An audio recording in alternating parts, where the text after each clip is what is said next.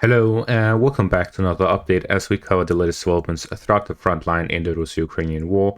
We start out in the Kupyansk direction where there's been reports of Russian reinforcements coming to this area.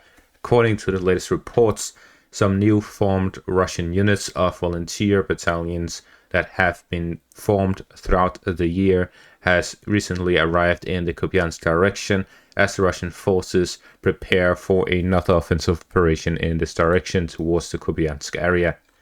We then move on to the Kreminna direction where we here see that the Russian forces managed to make an advancement here on the flank of the Ukrainian forces.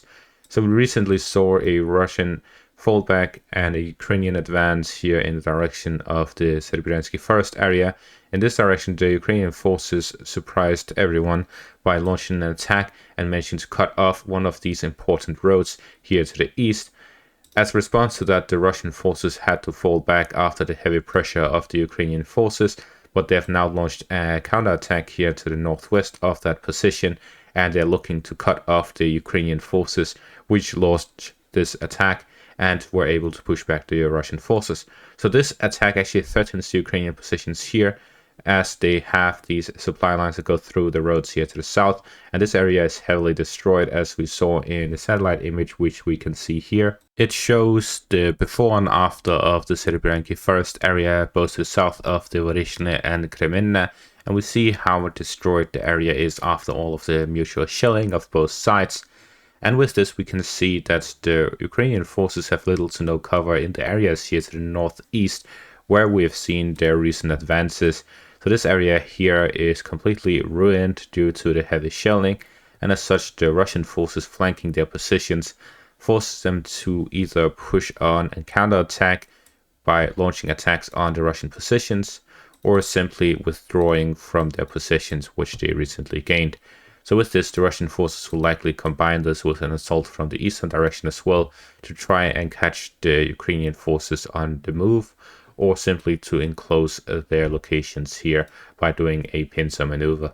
We then move on to the Belohorivka area where we see the satellite image here, which is actually quite similar to the current image, just even more destruction compared to what we see on Google Maps.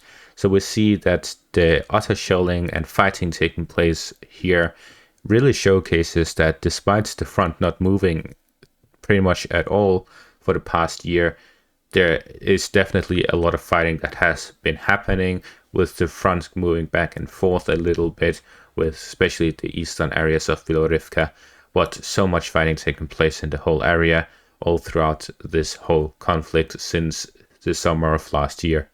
We then move on to the direction of Bakhmut, where we see a lot of fighting taking place. And talking about Bakhmut, I don't find a more suitable place than that to mention this.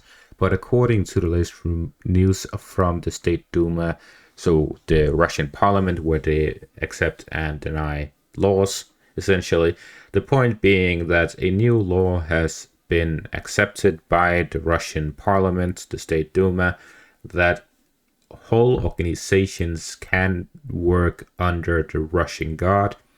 The Russian Guard is under direct command of Putin. They go around the Ministry of Defense, and now it has allowed Wagner essentially to be a part of the Russian Guards without leaving Wagner. So the issue with what happened prior, why there's only a few thousand Wagner soldiers returned to the front, despite there being tens of thousands of Wagner soldiers willing to fight in Ukraine. The reason for that is that they wanted to fight under the Wagner banner, but doing so gets rid of all rewards they could possibly earn, the pensions and many other benefits that are there for Russian soldiers, but not for Wagner fighters, even if they were to fight in Ukraine. This is something that Prigozhin complained a lot about, and why he kept complaining. First of all was the ammunition, then there was the fact that they didn't really receive that much rewards or any respect for what they got from the state. This has all been negated by the fact that they now are able to register as Wagner under the Russian Guard, and therefore we will very likely see a full return of all of Wagner to the war in Ukraine as an organization. just under new leadership since Prigozhin is no longer with us. Therefore, we see that the Russian fighters will likely have a huge influx of Wagner fighters returning to the front wherever they are needed. And as such, we can see an increase of 30,000-40,000 soldiers, maybe even 50, whoever knows how many they have available right now. And they will return and fight at the front line. Looking at the fact that just a few thousand Wagner fighters, former Wagner fighters, were able to help the Russian forces storm these positions with the experience they've learned from the Battle of Bakhmut, the return of all of Wagner with the necessary ammunition, the necessary equipment that they received because they will be under the Russian Guard, will give them a significant advantage, and they will likely have a huge impact on the front line. As a whole, they will not completely change the battlefield, but we may see new offensive operations. We may see a lot more. And considering what the trend has been this winter, for the first 12 days we've seen constant advances by the Russian forces. This winter will likely be a very difficult one for the Ukrainians, to say the least. As for the Serebryansky area, we have this satellite image here, which again shows the whole area, which is just riddled with all of these artillery shells. This is the highway between Bakhmut and Sloviansk, and we see just the complete destruction of the whole area due to all of the artillery being used in this direction. The fighting took place a lot here in the direction of Serebryansky, which is here to the north, and Avdiivka to the south. So with this, we see that all of this back and forth fighting brings with it complete destruction and artillery shells everywhere. Moving further south, there's been reports of Russian forces reaching the outskirts of Kupyansk, and even according to some reports, the Russian forces have managed to gain a foothold within the village. And in that connection, we have this video here which shows heavy shelling in the Belohorivka area. If you take notice of something, you realize that the past few days and this week in general has seen a lot of Russian shelling all throughout the frontline villages. This is one of the main reasons for the sudden advances of the Russian forces. After a long break, they now have completely lifted the limitations on their artillery.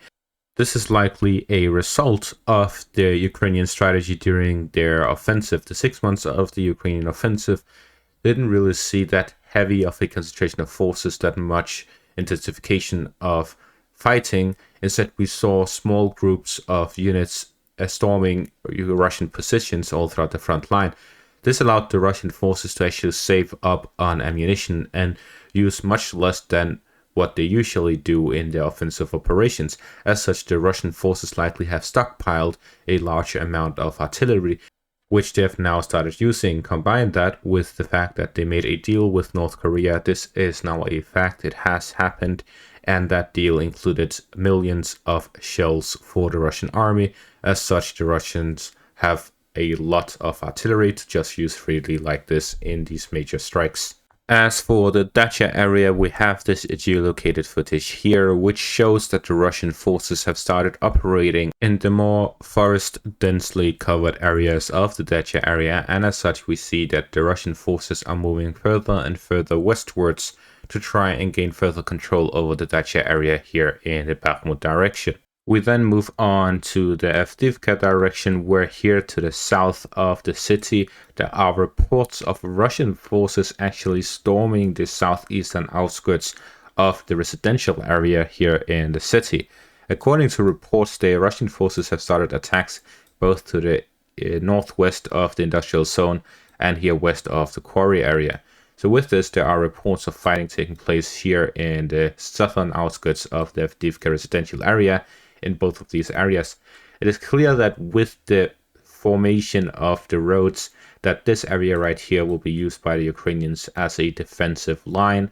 As such, the Russian forces fighting here in the forest areas are likely facing off against Ukrainian forces in this line. As for the southwestern part of that, there are likely a lot of fortifications and trenches here at the outskirts of the city to try and prevent Russian forces from getting a foothold. Because as soon as Russian forces start getting a foothold, and combining that with the fact that Wagner forces will now be returning, we may see a second Bakhmut appearing with Wagner forces storming the city of Avdiivka itself. fighting through the residential areas and gaining full control over the city, similar to what they did in Bakhmut. So it could actually play into the fact that most of the fighting taking place by Avdiivka is the preparation fights. They were likely planning to storm the city itself after getting all of these other areas like Stepova in the north before storming the coke plant, Sheverne and Tonenke here to the west of Avdiivka before storming the citadel area, and the industrial zone before storming the outskirts of the city. This will all be possible now with Wagner fighters rather than Russian soldiers. As for the industrial sector as well as the fortifications here to the south, we have this satellite image here which shows a lot of things. We have the industrial zone which is completely destroyed. We can see just complete ruins of the area. The whole forest area is also in a situation where you really can't see the forests because it's completely burnt down and all of the leaves are gone here in the fall/winter season. And we also see the fortifications all throughout the southern areas of the front line. So we see that this is definitely one of the war zones that has ever war zoned. Finally, we move on to the direction of Novomykhailivka, where some advances were confirmed by Syriac maps, which shows that the Russian forces actually did manage to reach the outskirts of the city of Novomykhailivka, but they were stuck and they have only managed to capture the areas here to the east of the city. But so far it seems that the Ukrainian forces have heavy fortifications within the area, and as such the Russian forces will likely take a long more time before they start actually storming the city. But it seems that they are preparing for that with these operations and attempting to actually gain a foothold. And that is going to be all for this update. Thank you all for watching and have a great day.